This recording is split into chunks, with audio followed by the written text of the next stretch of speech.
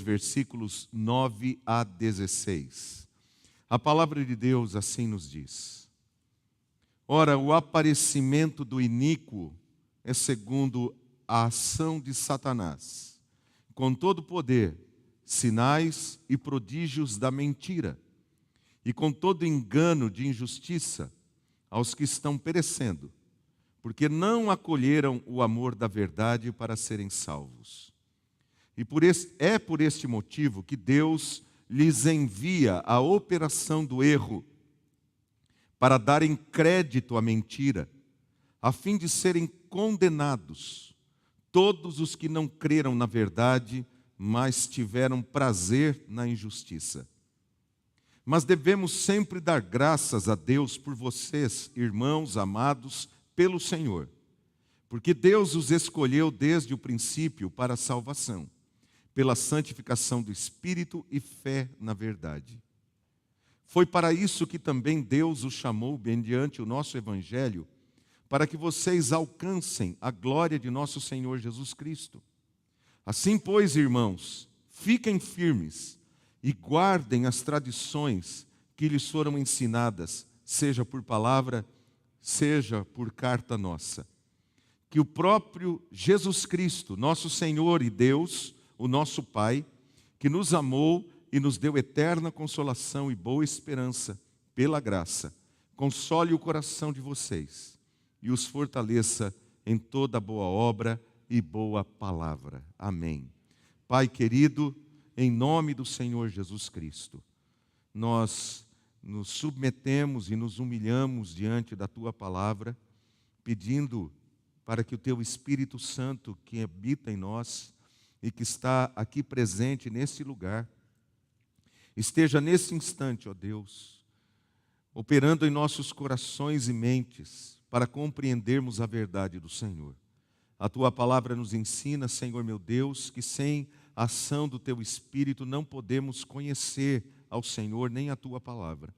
Assim eu peço ao Senhor em nome de Jesus, não somente que o Senhor me ajude a transmitir com fidelidade a palavra do Senhor, mas também, Senhor, para que os meus irmãos e todos os que se encontram aqui presentes possam ser tocados em seus corações, em sua alma, ó Deus, pelo poder do Teu Espírito, para receberem a palavra do Senhor e sairmos daqui edificados e transformados pela graça e misericórdia do Senhor, em nome de Jesus. Amém. Queridos, muito se tem falado nesses nossos tempos sobre inteligência artificial. E a gente fica perguntando, o que é isso? O que é inteligência artificial?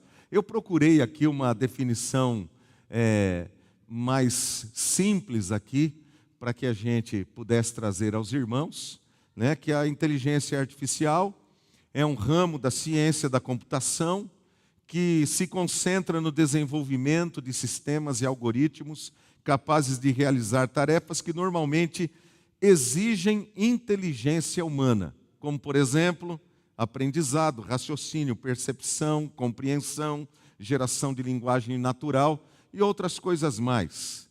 E, às vezes, nós pensamos assim, mas pastor, por que falar sobre isso? Isso daí está tão longe de nós, da nossa realidade. Nós que pensamos, né? Esta semana, no dia 9/6, houve o primeiro culto lá na Alemanha, dirigido pela inteligência artificial, né, numa igreja protestante ali, né, uma igreja protestante lá da Alemanha. O culto foi conduzido por 4 avatares, que são personagens criados por uma mente que está por detrás de tudo. No caso aqui, era um teólogo da Universidade de Viena, que estava ali.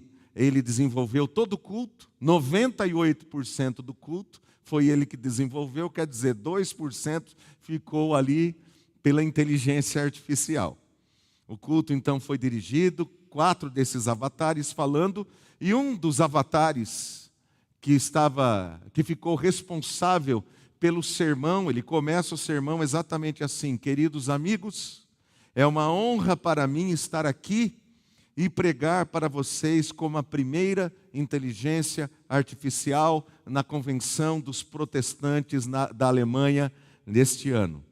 Olha que interessante. Então está muito mais perto do que nós possamos imaginar essa questão da inteligência artificial. E ela não só influenciará na ciência, na educação, mas também na religião.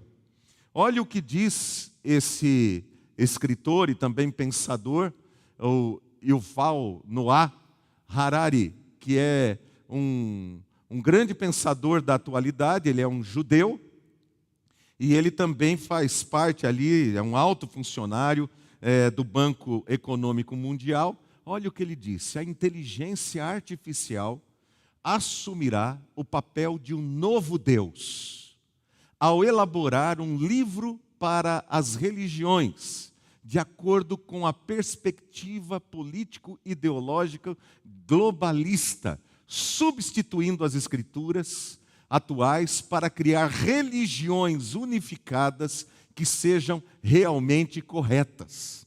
Observe isso, a seriedade desta questão, meus irmãos.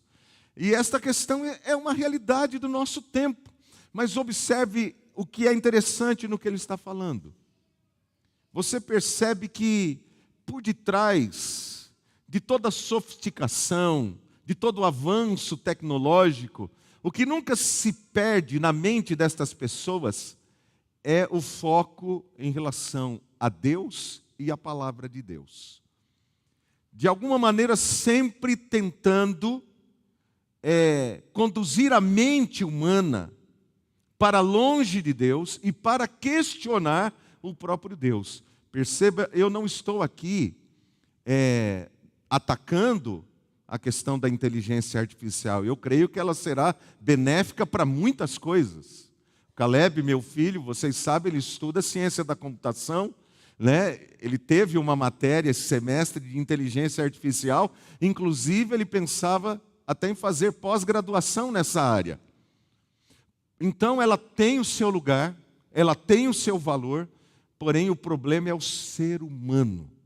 O ser humano, ele é perito, por causa da sua natureza pecaminosa, em tomar coisas que são boas e transformar estas coisas boas em instrumentos, às vezes até mesmo de destruição em massa, né? Como foi quando Einstein estudou o átomo e o que aconteceu depois com a bomba atômica. Algo que era para ser simplesmente para poder trazer benefícios em termos energéticos, em termos da ciência, para a saúde humana, veio a destruir milhões e milhões de vidas. Então, queridos, por que isso? Porque na mente de todas estas pessoas sempre está central o propósito delas em questionar a Deus e a palavra de Deus e o culto a Deus. Porque isso acontece desde a queda do ser humano. Desde que Deus criou o homem, a sua imagem e semelhança, e o homem que tinha o livre-arbítrio, dentro da maneira como ele foi criado por Deus, ele se utiliza desse livre-arbítrio de uma maneira errônea e acaba quebrando a sua comunhão com Deus, se rebelando contra Deus, e a partir daí, ele tenta criar um mundo paralelo, um mundo onde Deus não esteja presente, onde não haja temor de Deus, e o próprio ser humano, conforme foi a palavra de Satanás ali, quando engana Eva, exatamente esta: sereis iguais a Deus. Observe, nós estamos em 2023, mais de 6.000 anos nos separam do jardim do Éden até os nossos dias, mais de 6.000 anos, mas a ideia central continua sendo a mesma. Vocês precisam tirar Deus de cena, vocês precisam ser Deus, criar um novo Deus e ter uma nova palavra que substitua a palavra de Deus. Desde o início tem sido assim. Foi assim que Satanás disse a Eva, foi assim que Deus disse, colocando em dúvida a palavra de Deus e o caráter do próprio Deus, para distorcer a verdade de Deus e colocar dentro do coração humano dúvidas a respeito das intenções de Deus em relação à humanidade, como se Deus tivesse criado o homem para de alguma maneira manipular o homem. Perceba, por que Deus nos criou com livre-arbítrio? Exatamente para que nós não fôssemos como bonecos marionetados, mas ao mesmo tempo para que nós pudéssemos nos deliciar na comunhão com Deus, para que pudéssemos crescer na comunhão com Deus e a partir daí espalhar a imagem e semelhança de Deus por toda a terra. Esse era o objetivo com o qual Deus criou o homem, para que o homem pudesse viver em santidade, em comunhão com Deus, e nós pudéssemos desfrutar de uma comunhão verdadeira uns com os outros, amando uns aos outros como Deus nos amou, meus amados. Mas não é assim que acontece. O ápice dessa rebelião que começou ali no Éden, antes do dilúvio, é quando Caim volta suas costas para Deus após matar seu irmão Abel. Ele volta as costas para Deus, ele vai para um lugar e ele cria uma civilização onde eles podem viver sem temor de Deus, sem adoração a Deus, uma civilização muito inteligente, muito avançada. Nós costumamos olhar para o passado e dizer que nós é que somos avançados e que eles eram primitivos. Ah, meus amados irmãos, nós estamos muito enganados. Estamos muito enganados. Então, aquele Caim e toda a sua descendência, agora eles são afastados da genealogia do próprio Adão. Capítulo 5 de Gênesis. Vai começar uma nova genealogia. E a partir desse momento, Caim não é mais contado entre os filhos de Deus. Porque ele fez uma escolha, viver longe do Senhor. E Deus ali começa, através de Sete, através de Enos, filhos de Adão, uma nova genealogia. Mas o que acontece logo em seguida? Mesmo Deus tendo feito a separação, lá na frente os filhos de Deus, que são a descendência de Adão, se unem aos filhos de Caim. Aquilo que Deus não queria, eles fazem. Porque a Bíblia Sagrada fala sobre a questão de nenhuma comunhão com o incrédulo? Por que a Bíblia Sagrada fala de não haver casamento misto? Exatamente porque Deus não quer a união do seu povo com pessoas que não o temem, pessoas que não adoram, pessoas que são ímpias e que não têm temor de Deus no coração, porque não há desejo de adorar a Deus em seus corações. E quando Deus separa, Ele separa intencionalmente. E é para o bem da própria humanidade, não é para o bem apenas dos seus filhos, é para o bem da própria humanidade. Porque os filhos de Deus, eles têm que permanecer firmes no seu caráter, na sua integridade, no seu testemunho, porque nós somos sal da terra e luz do mundo. Mas se porventura nós começarmos a ir para o mundo e buscarmos lá no mundo aquilo que Deus disse, não vá. E tantas vezes Ele vai dizer isso, tanto no Antigo Testamento, não voltem para o Egito, não voltem para a Babilônia, não busquem ajuda de lá. Mas se nós fizermos isto, isso vai trazer consequências não só para nós, irmãos, mas para a sociedade. Para toda a sociedade. Deus preserva o seu povo exatamente para que a sociedade seja preservada. Nós temos que entender isso. Deus preserva o seu povo para que a sociedade seja preservada de um apodrecimento acelerado na questão espiritual e moral. Então nós precisamos levar isso a sério. Então, como eu disse, o ápice dessa rebelião, lá naquele mundo antigo, se deu com esta civilização de Caim, que se une então aos filhos de Deus, e a coisa se torna tão terrível, que a Bíblia Sagrada diz assim, que Deus, olhando para tudo, Ele se arrependeu de ter feito o homem. E ele decidiu julgar aquele tempo através do dilúvio nos dias de Noé. O Senhor Jesus e todo o Novo Testamento vão nos ensinar que antes da volta dele, antes da volta de Cristo, como nós lemos aqui em 2 Tessalonicenses, no capítulo 2, surgirá o anticristo. O anticristo, ele é um servo de Satanás. Assim como Deus enviou Cristo, Satanás, ele sempre tenta imitar. Você sabe que Satanás, ele não cria nada, ele só copia. Ele é um ser muito inteligente e muito poderoso. Porém, ele não cria nada, ele só copia. Então, até nisso ele vai tentar copiar no final, enviando o anticristo com o objetivo desse anticristo se opor a Cristo e à igreja do Senhor Jesus Cristo. Mas eu quero que você entenda, eu não estou dizendo que a inteligência artificial é o anticristo. Por favor, não entenda isso. Porque pode ser assim, o pastor começou falando de inteligência artificial, de culto com avatares e toda aquela coisa, daí fala ali desse pensador, e ele dizendo, eu não estou dizendo isto. Até porque o texto diz que é o homem da iniquidade. Ele chama aqui o anticristo de homem da iniquidade. Mas o que eu quero chamar a atenção dos amados irmãos em relação a tudo isso é a necessidade que a raça humana tem de se opor a Deus. E vai chegar um ápice em relação a isso, como chegou nos dias lá de Noé. Quando você soma os dias entre a criação do homem até chegar o dilúvio, você vai ver o tempo, que é um tempo extenso. São mais de 2000 anos. E aí nós temos agora esse tempo depois do Senhor Jesus Cristo, nós estamos no ano 2023 da nossa era.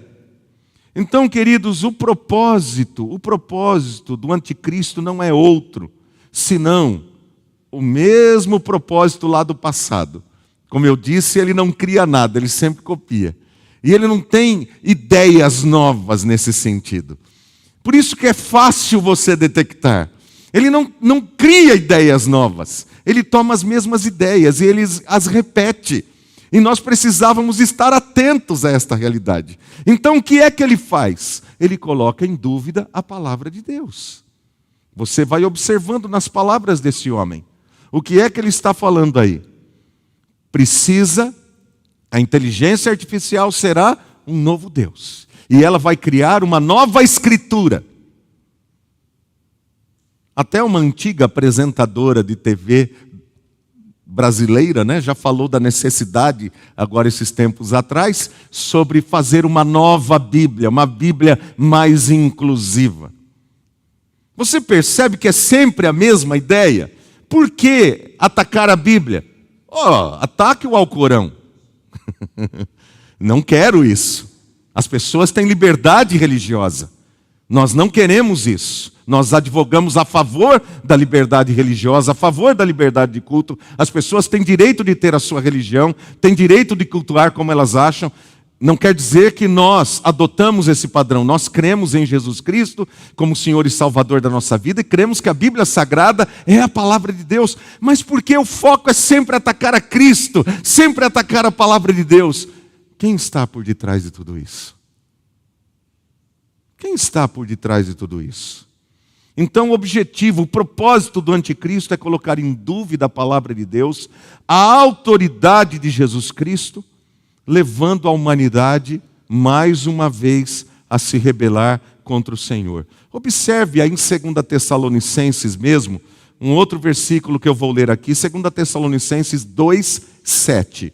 A palavra de Deus diz: porque o mistério da iniquidade já opera. Olha o que ele está dizendo. O mistério da iniquidade já opera. Paulo estava dizendo que naqueles dias em que ele estava escrevendo essa carta aos Tessalonicenses, o mistério da iniquidade já estava operando, já estava atuando. Naqueles dias já havia falsos mestres. A Bíblia fala dos anticristos. no plural e fala do anticristo no singular. Anticristos sempre surgiram na história. Pessoas que se levantam contra Cristo e contra a igreja de Cristo e contra a palavra de Deus. Mas no fim da história surgirá o anticristo. Então já estava operando naqueles dias a iniquidade. E como a iniquidade ela opera? Nós precisamos entender isso. Como que a iniquidade opera no mundo? Por meio da mentira e da falsidade. E ela sempre constrói narrativas fundamentadas na mentira, na falsidade, para conduzir a mente humana para aquilo que quer, negando a realidade e se colocando de uma maneira muito clara e evidente contra a verdade. Mas diante, como dizia o grande ministro da comunicação dos dias de Hitler, o que ele dizia? Uma mentira falada 1000 vezes se torna verdade. É que nem quando você mora em cidadezinha do interior pequenininha, como eu já morei. Alguém inventa uma mentira, caiu um avião lá no sítio do fulano de tal. E um vai passando para o outro. Até aquele que contou a mentira vai lá para ver se caiu mesmo. Até, será que caiu mesmo? Até ele começa a pensar, será que caiu? Mas que coisa, né? Olha o que a Bíblia Sagrada diz, né? O mistério da iniquidade já opera. O diabo é o pai da mentira. São palavras do Senhor Jesus Cristo. Ele é expert em mentir,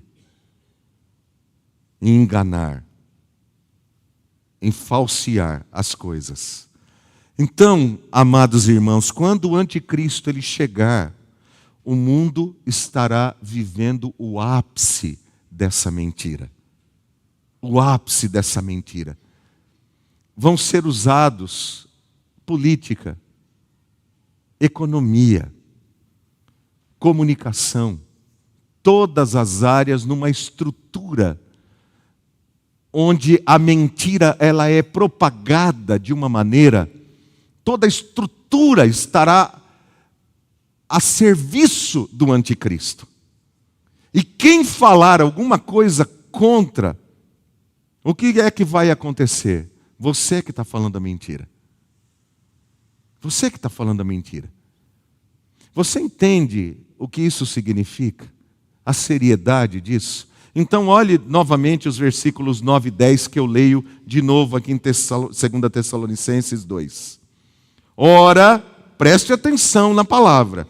Ora, o aparecimento do iníquo, que é o anticristo, é segundo a ação de Satanás. Quem está por detrás dele é o próprio Satanás. Com todo poder, preste atenção, com todo poder, sinais e prodígios da mentira. Lá no livro de Apocalipse vai dizer que ele faz até cair fogo do céu. Vai fazer sinais.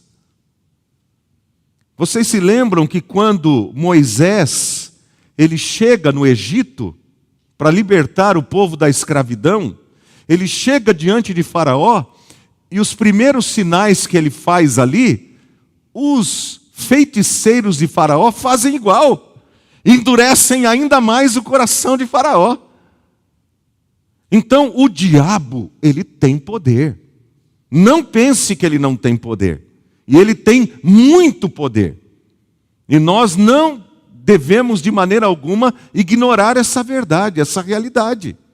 E nem debochar jamais dos seres celestiais. Ele é um ser celestial caído. E nós devemos tratar toda esta questão espiritual sempre com extremo respeito e seriedade. É assim que a Bíblia Sagrada nos ensina a tratar essas coisas. Jamais debochar, fazer brincadeirinhas, coisas dessa natureza. Então, ele tem poder. E ele vai usar esse poder com o objetivo de enganar, de mentir, de falsificar as coisas, com o objetivo de conduzir a humanidade atrás dele. Vamos lá. E diz aí o verso 10. Com todo engano de injustiça aos que estão perecendo, porque não acolheram o amor da verdade para serem salvos. É interessante, queridos, que na Segunda Guerra Mundial, quando o exército de Hitler, o exército nazista, entrou na antiga Tchecoslováquia, eles chegaram com os megafones dizendo assim: não temam, eis que é chegado o Messias, doravante vocês terão pão, paz e pão. E começaram a falar isso daí. Os crentes e os judeus foram todos atrás, acreditando naquilo que estava sendo dito. Era uma mentira, para unir essas pessoas e depois exterminá-las, e levá-las para campo de concentração e tudo mais. Então, é importante que nós entendamos, irmãos, que o ser humano, ele não é um coitado. Nós não somos coitados. Nós não temos chance. Nós não somos inocentes nesta questão. Observe o que está dizendo o versículo 10. Ele está dizendo que a humanidade não vai acolher o amor à verdade para ser salva, mas ela vai dar crédito à mentira. Você percebe que isso é uma escolha consciente, é uma escolha moral. Nós não podemos, quando olhamos para Adão e Eva, dizer assim: coitados, eles não tinham chance contra o diabo. Tinham sim. Tinham sim. Eles poderiam ter dito não, mas disseram sim. Mesmo sabendo da verdade, eles não acolheram a verdade em seus corações, mas eles escolheram a mentira, escolheram seguir o que o diabo estava oferecendo. E por isso caíram. Esta semana nós estivemos ali na casa de acolhimento, na terça-feira, realizando o primeiro culto lá. Até pedimos aos irmãos que continuem orando todas as quintas. Se Deus permitir, nós continuaremos indo ali. E ali nós encontramos muitos doentes, pessoas com câncer, problema renal, de fígado, de coração. Pessoas de várias idades. Eles não escolheram ficar doentes. Eles não escolheram. Mas agora eles estão tendo a oportunidade de ouvir a palavra de Deus. Não agora, talvez tenham ouvido outras vezes. Mas Deus está dando uma oportunidade para eles de ouvirem a palavra e de fazerem uma escolha. Você pode dizer assim: mas o que é que eu tenho com o pecado de Adão e de Eva? Às vezes as pessoas dizem isso, né? Mas o que eu tenho a ver lá com o pecado de Adão e Eva? Tá bom, então. Você acha que você não tem nada a ver, mas você agora está sabendo da verdade. A questão é o que você vai fazer com a verdade. Eu não estou dizendo que nós não temos nada com o pecado de Adão e Eva. Mas o que eu estou dizendo para você é, se você está afirmando: nós não tivemos escolha, mas agora você tem escolha. A partir do momento que você ouve a palavra de Deus, você fica sabendo do que diz a palavra de Deus, e o que Deus revela em sua palavra, você não tem mais como dizer: eu não sabia, ninguém me falou. Não, agora nós temos condições de fazer uma escolha moral. O que é que vamos escolher, a verdade ou a mentira? Vamos dar ouvidos à palavra de Deus, Deus que fala através das Escrituras. Por isso o mundo quer tanto destruir as Escrituras. Porque é a palavra de Deus. Se você destrói a Bíblia Sagrada, você não tem a palavra de Deus em suas mãos. Muita gente deu a vida para preservar a Bíblia Sagrada. Na época da Inquisição, havia um trabalho feito pelos inquisidores que chamava-se Index. Eles tomavam todos os livros que fossem perigosos para os líderes daquela época, para os religiosos daquela época, que questionavam a maneira como a igreja havia se desvirtuado naquela época. E eles tomavam esses livros e queimavam esses livros. Milhares de Bíblias foram queimadas. em praça pública? Por que sempre a Bíblia? Porque a Bíblia é a palavra de Deus. Só que por mais que o homem tente destruir a Bíblia, ele não consegue. A palavra de Deus permanece para sempre. Louvado seja Deus por esta verdade, queridos. Então nós temos a oportunidade de ouvir a palavra de Deus. E a partir do momento que ouvimos a palavra de Deus, ouvimos a verdade de Deus, nós nos tornamos responsáveis diante dela por acolhermos com amor a verdade de Deus no nosso coração ou rejeitarmos. Mas pastor, não é Deus que escolhe? Não é Deus que escolhe? Nós estamos falando aqui de algo que na teologia a gente chama de paradoxo. E às vezes a gente tem dificuldade mesmo de lidar com isso. Porque Deus é soberano, mas o homem é responsável. Deus é soberano, mas o homem é responsável.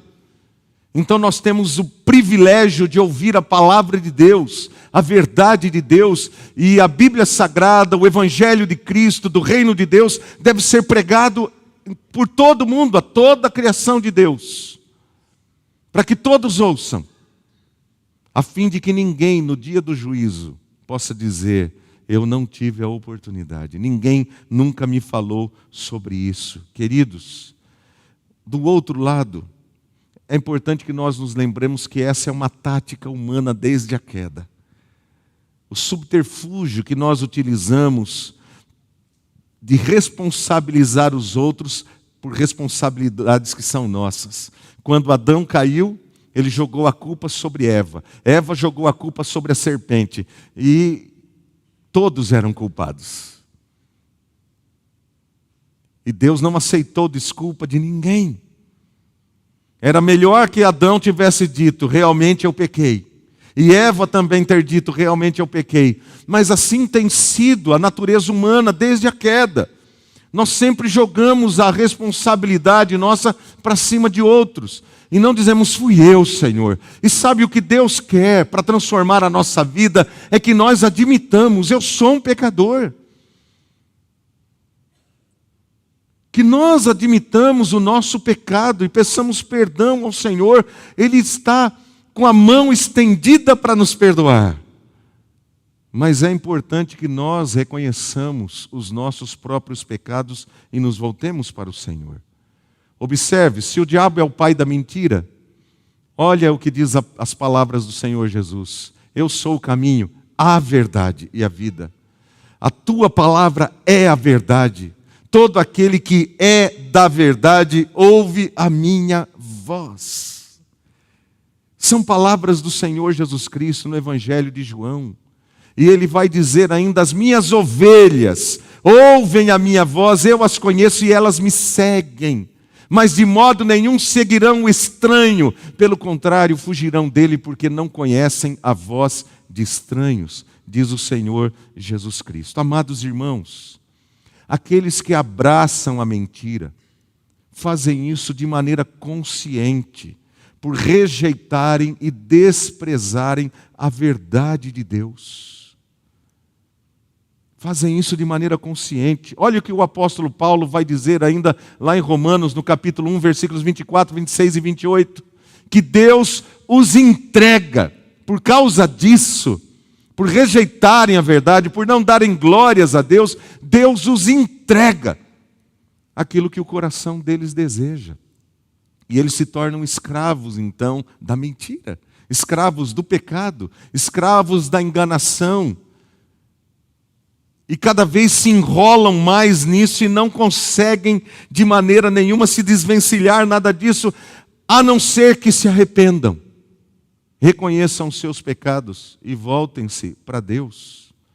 Veja de novo o texto de 2 Tessalonicenses comigo, capítulo 2, versículos 11 e 12. Sobre esta questão da entrega.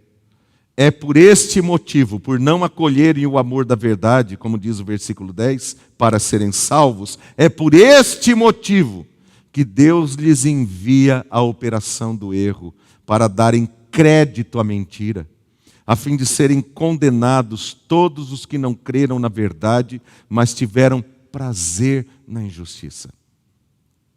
Você entende isso? A Bíblia Sagrada diz que Deus não tem prazer nem na morte do ímpio.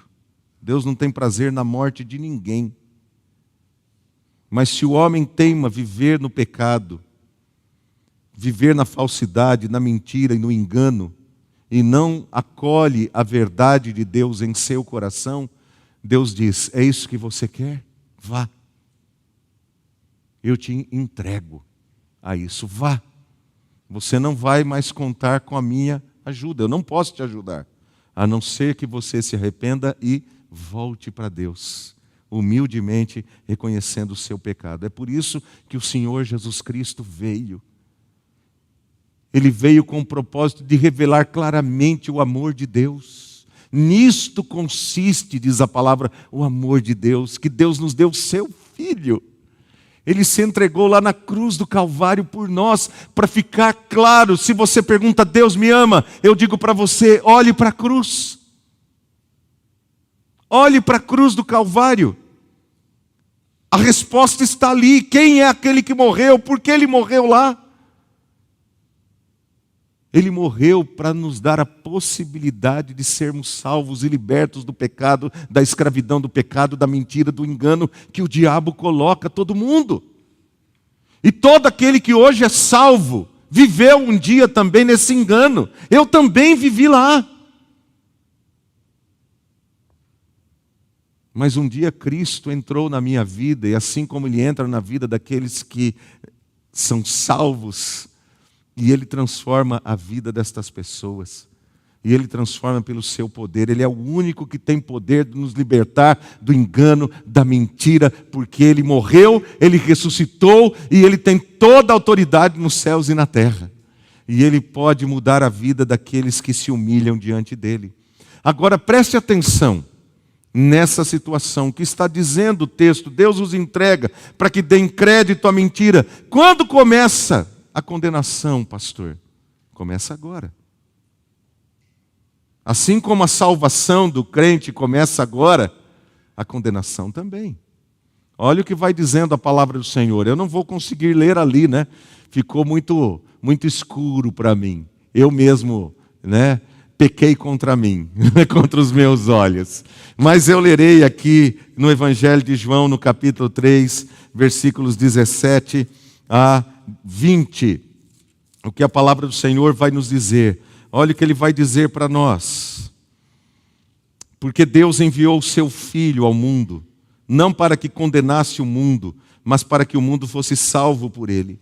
Quem nele crê não é condenado, mas o que não crê já está condenado, porque não crê no nome do unigênito Filho de Deus. A condenação é esta: a luz veio ao mundo, mas os homens amaram mais as trevas do que a luz, porque as suas obras eram más. Pois todo aquele que pratica o mal detesta a luz e não se aproxima da luz, para que as suas obras não sejam reprovadas. Percebam, é uma escolha. Eu não quero. Jesus veio, mas eu não quero. Eu não quero acreditar nisso. Eu não quero Jesus. Eu não quero a luz. Eu quero as trevas. Eu quero permanecer como eu estou. É uma escolha. Então, a partir desse momento, você está dizendo: eu quero ficar debaixo de condenação. Eu não quero ser salvo, eu quero estar debaixo de condenação. Também lá em João 9,39, Jesus continuou: eu vim a este mundo para juízo, a fim de que os que não veem vejam e os que veem se tornem cegos. Por quê? Porque nós iniciamos o culto desta noite lendo 1 Coríntios 1, a partir do verso 18, onde fala assim da sabedoria humana. Não, isso daí é tudo balela. Eu acredito no Maquiavel. Eu acredito no Homero. Eu acredito no Aristóteles. Eu acredito no Karnal, no Pondé. Eu acredito nesse, naquele, e aí a gente vai acreditando e sendo conduzido pela mente dos homens brilhantes. Eles são brilhantes. Eu não estou dizendo que eles não são. Eles são brilhantes, eles são inteligentes. Mas eles não podem te salvar, meu querido. Esse é o problema. Eles só podem, no final, te te encher de desesperança. Eles só podem, no final, como todo filósofo faz e faz muito bem, encher o seu coração, sua mente de ideias, e você pergunta: mas para onde eu estou indo? Aí você lê o Nietzsche e você fica mais desesperado ainda. E aí você pode ler, leia, mas leia, pode ler, e o crente tem que ler, não pode ter medo de ler, mas você precisa ponderar sobre aquilo que diz a palavra, a verdade, e o que esses homens disseram a favor dela e contra ela, para que você possa raciocinar a partir de Cristo. Nenhum deles deu a vida por você, nenhum deles daria a vida por você, mas Jesus Cristo morreu na cruz do Calvário pelos seus pecados. João 8, 47, 10, 26, quem é de Deus, ouve as palavras de Deus, por isso vocês não me ouvem. É Jesus que está falando, porque não são de Deus, mas vocês não creem, porque não são das minhas ovelhas. Perceba, as ovelhas de Jesus ouvirão a sua voz, o seguirão, vão dar crédito à verdade.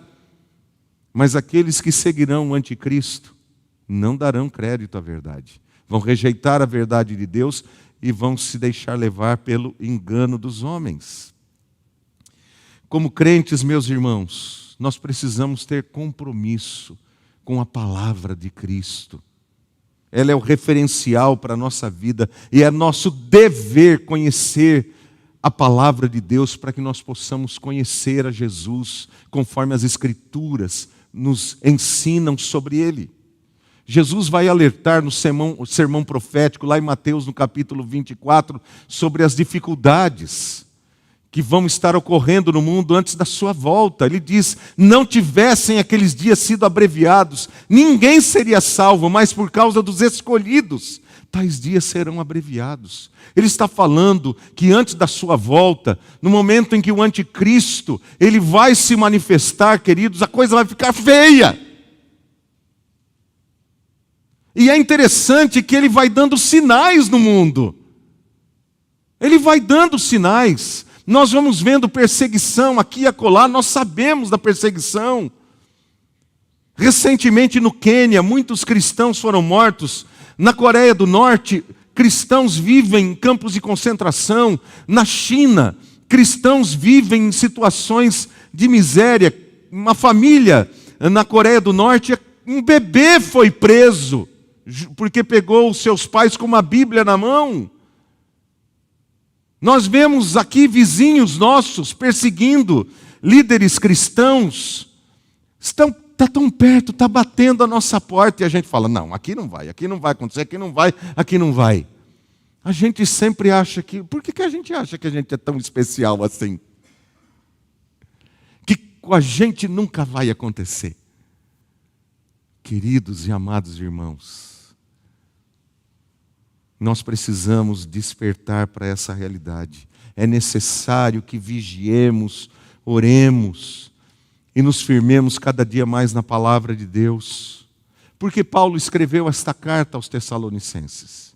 Ele não escreveu esta carta com o objetivo de amedrontar os irmãos. Irmãos, eu vou falar um assunto para vocês que eu vou colocar um medão em vocês. Ou mesmo para gerar ansiedade na igreja. Não é com esse objetivo que a Bíblia Sagrada é escrita. Mas ele escreveu com um propósito. Olha aí, 3 lembretes que ele traz e nós concluímos aqui. O primeiro: vocês foram escolhidos por Deus, ele vai dizer. Aí no versículo de número 13.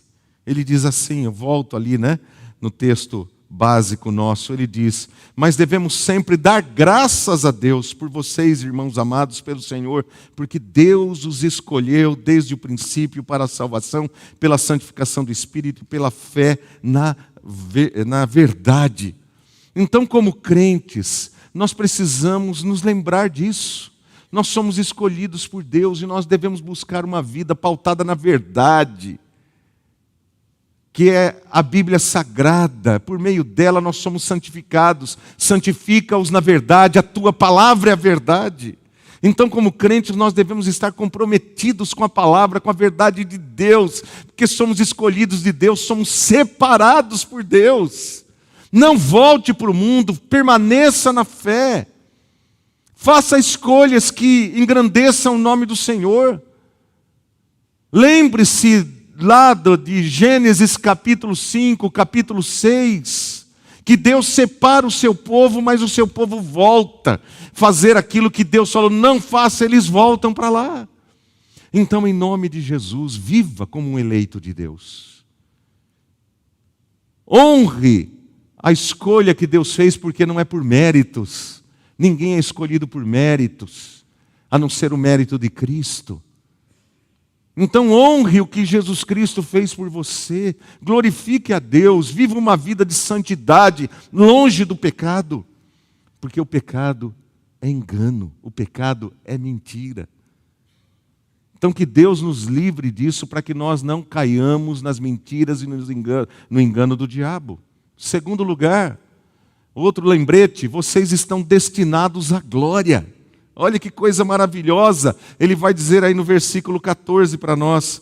Foi por isso que também Deus os chamou, mediante o nosso evangelho, para que vocês alcancem a glória de nosso Senhor Jesus Cristo. Nós estamos destinados à glória, viver para sempre com Cristo e sermos semelhantes a Cristo. Mas isso tem que começar agora, na vida de santidade, no compromisso com a verdade, porque Jesus é a verdade. Então vivamos uma vida cristã verdadeira, comprometida, como aqueles que estão a caminho da glória. Nós estamos aqui de passagem, somos peregrinos aqui, estamos a caminho da glória do Senhor. Em terceiro e último lugar, o último lembrete aí de Paulo, porque ele escreve, vocês devem permanecer firmes na palavra de Deus. Aí ele diz aí no versículo 16, é 15, né? 15.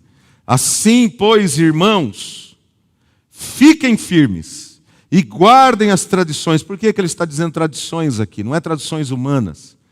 É porque naquela época, muito do que era ensinado era por tradição oral. A Bíblia ainda não tinha sido, o Novo Testamento ainda não tinha sido completamente escrito.